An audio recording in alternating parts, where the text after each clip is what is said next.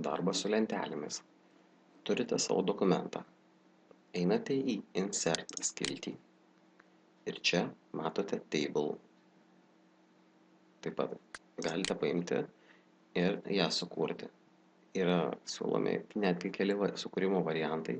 Tai galite tiesiog ją nupiešti ir pagal savo poreikius ir paspausti, kad ją sukurtų.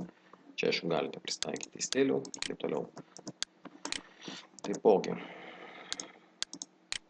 yra Insert Table komanda, kuri nustato, kiek laukelių reiks, kiek linijų ir spaudžiant sukuria.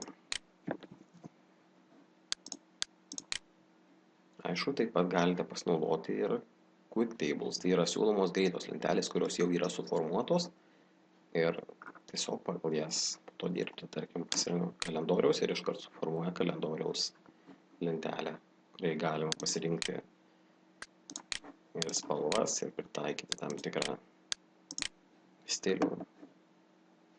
Ir čia tiesiog žaidimas galima pagal savo reikmes pasirinkti story linijų ir, aišku, raidžių dydį, spalvą, žodžiu, laisvė reikštis, tarkim.